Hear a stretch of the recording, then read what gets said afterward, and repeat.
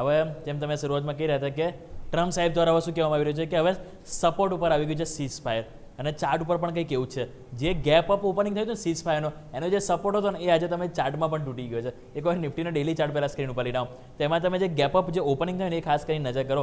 Daily chart આપણે screen ઉપર લઈને આવીશું તો આ હતું સીઝ ફાયર વાળું. આપણને ખ્યાલ છે કે જે સરસ મોમેન્ટમમાં હતું, આપણને ગેપ અપ ઓપનિંગ થયું હતું અને એ જે ગેપ હતો મોટો, રાઈટ, અને ગેપમાં તમે જો અંદર એન્ટ્રી થઈ ગયા છે. હું 555 જે લેવલ કહેતો હતો કે આ લેવલ કહેતો કે અગર જો ત્યાંથી સપોર્ટ લઈ લે છે તો એ ગેપ બચી જશે, પરંતુ એ ગેપમાં તમે એન્ટ્રી લઈ લીધી છે.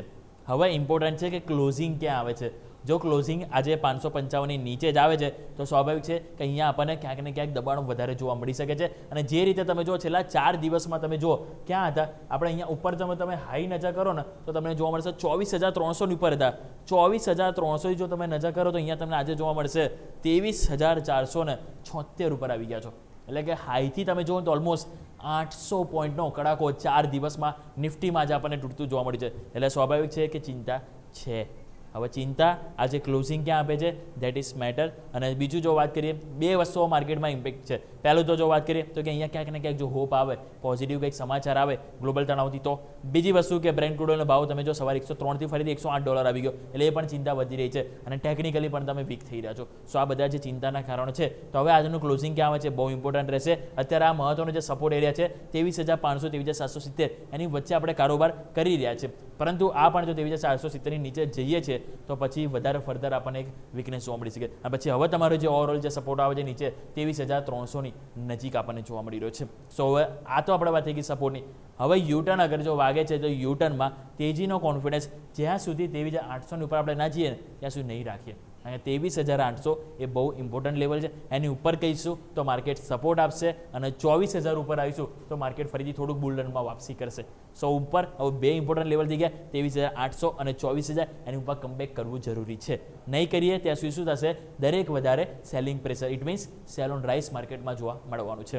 સો નીચે હવે જેમ વાત કરીએ એ પ્રમાણે આજનું ઇમ્પોર્ટન્ટ રહેશે ક્લોઝિંગ ક્યાં આવે છે. અગર જો ક્લોઝિંગ આપણું નીચેની તરફ વધારે આવે છે 23,470, અત્યારે એક્ઝેક્ટલી ત્યાં આવી ગયા છો, અને વધારે નીચે ફર્ધર આપણને એક એક્શન જોવા મળી શકે. 23,300 આપણે ઓવરઓલ સપોર્ટ લઈને ચાલીશું. 15 મિનિટ એક વખત નજર કરીએ તો 15 મિનિટમાં તમે જુઓ તો આજે સતત આપણને દબાણ જ જોવા મળ્યું છે. તમે જુઓ તો આજે ઓપનિંગ થયા બાદ એક પણ 15 મિનિટની કેન્ડલ તમારી 10 ટેમાની ઉપર ક્લોઝિંગ નથી થઈ. એવરી કેન્ડલ તમે જોશો તો દરેક કેન્ડલમાં આપણને એક લોઅર લોજ બનતા જોવા મળે છે. એક પણ કેન્ડલ તમે જુઓ તો પોઝિટિવ આપણને સાઇન નથી જોવા મળી, કોન્ફિડન્સવાળી નથી. ગઈકાલે તો શું થયું, થોડુંક આપણે યુટર્ન પણ વાગ્યો હતો, પરંતુ અહીંયા નથી વાગ્યું. કારણ છે બ્રેન્ટ ક્રૂડ ઓઇલ ફરીથી વધુ, કારણ છે રૂપિયો નબળો થવો, અને જેના કારણે તમે જુઓ તો અહીંયા આપણને એક વીકનેસ માર્કેટમાં પણ જોવા મળે છે. એટલે કે હવે થોડુંક પેનિક માર્કેટમાં આવી રહ્યું છે. સો એ પેનિકમાં જો આજે ફરીથી ગઈકાલની જેમ જો આજે લો ઉપર ક્લોઝિંગ આવશે તો એ પેનિક કન્ટિન્યુટી થતી જોવા મળશે અન્ટિલ કે જ્યાં સુધી આપણને ગ્લોબલ તણાવ ઓછો નહીં થાય. સો ગ્લોબલ તણાવ તો એમને એમ જ છે. અને અહીંયા જો આપણે રોજ આવી રીતે આપણે લો ઉપર ક્લોઝ થઈશું તો માર્કેટમાં ક્યાંક ને ક્યાંક સેલિંગ પ્રેશર વધી શકે છે. એક બાજુ તમે જો મિડ કેપ સ્મોલ કેપમાં પણ આજે થોડું સેલિંગ પ્રેશર વધી ગયું છે પ્રોફિટ બુકિંગ તરીકે. તો અહીંયા 15 મિનિટ તો પરિસ્થિતિ સારી નથી. જે ઇમ્પોર્ટન્ટ લેવલ હતા આપણા એની નીચે તમે આવી ગયા છો. વાત કરીએ ઓપન ઇન્ટરેસ્ટ. ઓપન ઇન્ટરેસ્ટ જો તમે નજર કરો તો ત્યાં તમને જે રીતે ઇમ્પોર્ટન્ટ લેવલ છે, આપણે જે વાત કરતા 24,000 આપણે બહુ પાછળ છોડી ચૂક્યા, રાઈટ. અહીંયા આપણે સવાર વાત કરતા 23,800 એને પણ પાછળ છોડી ચૂક્યા. અને હવે તમે જો તો 23,600 કે જ્યાં તમે જોશો કેટલા કોલ આઈડસ છે 4.2 કરોડ. આ આજની એક્સપાયરી ડેટા છે. 4.2 કરોડ ઓલરેડી 23,600 પર છે. 23,700 કેટલું છે 3.5 કરોડ. 23,500 અહીંયા તમે જો એક હોપ છે, પરંતુ એ હોપ પણ તમે જો અત્યારે 23,500 નીચે તમે રહી રહ્યા છો, હજુ પણ 15-20 મિનિટ રહેશો ને તો અહીંયા પણ આજે પરિસ્થિતિ કોલ રાઇડર્સ હેવી થઈ ગયા ને અહીંયા પણ થઈ જશે. સો 23,500 પણ એટલું ઇમ્પોર્ટન્ટ નહીં રહે. હવે 23,400 ઇમ્પોર્ટન્ટ છે કે જ્યાં તમે જોશો 2.5 કરોડ પુટ રાઇડર્સ આપણને જોવા મળી રહે છે. પરંતુ અહીંયા તો આજે અપડાઉન ઘણું બધું જોવા મળવાનું છે. નેક્સ્ટ એક્સપાયરી શું કહી રહી છે એ આવો લઈને નેક્સ્ટ એક્સપાયરીનો ડેટા જો તમે નજર કરશો તો આપણને જોવા મળશે કે જે રીતે આપણે કારોબાર કર્યા છે 23,465 આજુબાજુ આપણે છે. 23,500 કેટલા છે 22 લાખ છે. એટલે અહીંયા પણ તમે જો કોલ રાઇડર્સ ત્યાં જે એન્ટ્રી થઈ છે, કારણ કે આજે કોલ રાઇડર્સ કેટલા 15 લાખ આવી ગયા છે. બાકી અહીંયા માત્ર 2 લાખ હતા. 2 લાખની સામે હવે 17 લાખ થઈ ગયા છે. એટલે કોલ રાઇડર્સ જો 23,500 નીચે આજે આપણે ક્લોઝિંગ આપીશું તે તમારું હર્ડલ બની શકે છે. અને ઉપર તમારે જો 23,600 23,700 બધી જગ્યાએ જો 22 લાખ 21 લાખ આવી ગયા છે અને આજે નવી એન્ટ્રી થઈ ગઈ છે. એટલે અહીંયા ધીરે ધીરે હવે તમે જુઓ તો નેક્સ્ટ એક્સપેરીમાં પણ આ જે મહત્વની 3 સ્ટ્રાઇક પ્રાઇસ છે એ હેવી બની રહી છે. સો 23,500ની ઉપર યા નીચે કઈ રીતે ક્લોઝિંગ આવે છે એ આજે બહુ ઇમ્પોર્ટન્ટ રહેશે. સો 23,500નું લેવલ છે. પહેલા એક ટાઈમમાં તો 24,200 આપણે વાત કરતા, પછી 24,000 ઉપર આવ્યા, પછી 23,800 ઉપર આવી ગયા, હવે તમે 23,500 ઉપર આવી ગયા છો. એટલે તમે જો ખાલી 4 દિવસમાં કેટલું બધું બદલાઈ ગયું જેમ કહી શકાય. સો 23,400 હવે આ લેવલ છે કે જેને આપણે ફોકસ કરીશું. 16 લાખ અત્યારે એઝ ઓફ નાઉ નેક્સ્ટ એક્સપાયરીમાં એક સપોર્ટ છે, કારણ કે આ એક માત્ર છે કે જ્યાં કોલ રાઇટર્સ નથી આવ્યા. બાકી અહીંયા તમે જોશો બધી જગ્યાએ કોલ રાઇટર્સનો કોન્ફિડન્સ આવ્યો છે. સો આજનો ક્લોઝિંગ ઇમ્પોર્ટન્ટ રહેશે કે કઈ બાજુ આપણને લઈ જાય છે. અને અત્યારે તમે જો આપણે વાત કરી રહ્યા છીએ માર્કેટમાં નવા ડે લો તરફ 23,450 તરફ આપણે જઈ રહ્યા છે. સો મેં કીધું ને કે 23,500 નીચે જઈએ છે, 470 તૂટશે તો એક સેલિંગ પ્રેશર પછી શાર્પ જોવા મળશે. હવે આવો એક વખત બેંક નિફ્ટી વાત કરી લઈએ. બેંક નિફ્ટી પણ તમે નજર કરો તો અહીંયા આજે 850 પોઈન્ટનું દબાણ તમે જુઓ તો બેંક નિફ્ટીમાં ડેઇલી ચાર્ટ આપણે જોઈ રહ્યા છો. ખાલી 3 કેન્ડલ તમે નજર કરો, 3 કેન્ડલમાં તમે જોશો તો અહીંયા ઉપર આપણે કઈ બાજુ હતા તો એ લેવલ હતું 55,700. 55,700 થી આજે તમે કેટલા આવી ગયા 53,600.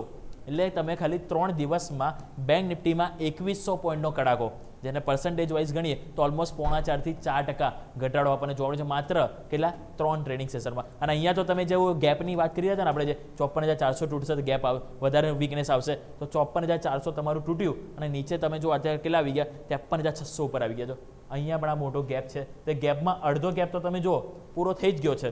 હવે એક સ્ટ્રોંગ સપોર્ટ એરિયા છે કે જેની નજીક તમે કામ કરી રહ્યા છો, પરંતુ એ પણ ચાન્સીસ તૂટી શકે છે. સો હવે ડાયરેક્ટ ગેપ તમારું નીચે તમે જો તો એ બહુ નીચે તરફ આપણને જોવા મળ્યું છે. અને તમે જો લેવલ નજર કરશો તો નીચેની તરફ ક્યાંક ને ક્યાંક આપણને 53,000 અને 52,600 તરફના પણ આપણને સંકેત જોવા મળી રહ્યા છે. સો અહીંયા પણ ક્લોઝિંગ ક્યાં આવે છે એ ઇમ્પોર્ટન્ટ રહેશે. ક્લોઝિંગમાં એટલીસ્ટ ન્યૂનતમ સ્તર ઉપર નથી આવતું નિફ્ટી બેંક નિફ્ટીમાં તો પછી રિકવરીની હોપ આપણે રાખીશું. અધરવાઇઝ માર્કેટમાં સેલ ઓન રાઇસ જ જોવા મળી શકે છે. સ્ટ્રક્ચર ખરાબ છે. છેલ્લા 3 દિવસથી ફોલિંગ નાઇફ કેન્ડલ, છેલ્લા 3 દિવસથી લો ઉપર ક્લોઝિંગ, જે સારા સંકેત નથી.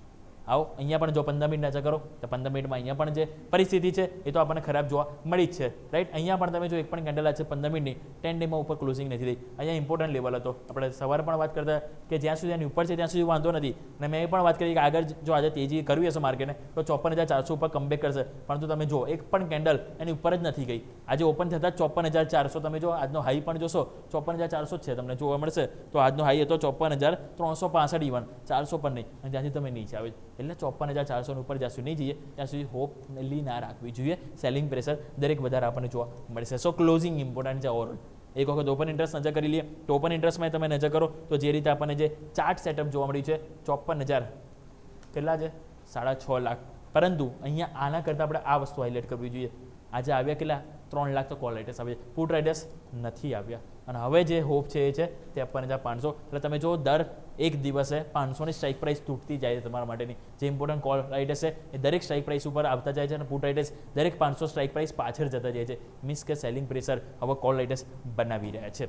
સો ઓવરઓલ હવે જેમ જોઈએ એ પ્રમાણે આપણે વાત કરીએ કે 54,400 અને જેમ વાત કરીએ નિફ્ટી માટે 23,800 જ્યાં સુધી કમબેક ના થાય ત્યાં સુધી આપણે માર્કેટમાં એટલીસ્ટ રિકવરી કે બાયોડિપની હોપ ના રાખવી જોઈએ. માર્કેટમાં સેલ ઓન રાઇઝ જોવા મળી શકે છે. અને મેઇનલી તો આજના દિવસનું જે કહેવાય ને કે ક્લોઝિંગ ક્યાં આવે છે બહુ ઇમ્પોર્ટન્ટ રહેશે. જો ક્લોઝિંગ આજે પણ દિવસના લો ઉપર આવે છે અને બ્રેન્ટ ક્રૂડ ઓઇલ માર્કેટ હજી બંધ થતાં પણ જો સુધારો નથી બતાવતા તો ઓબ્વિયસલી માર્કેટમાં જ્યાં સુધી બ્રેન્ટ ક્રૂડ ઓઇલનો રૂપિયો નબળો છે ત્યાં સુધી એટલીસ્ટ હોપ ના રાખવી જોઈએ. Yes, clearly. સો બ્રેન્ટ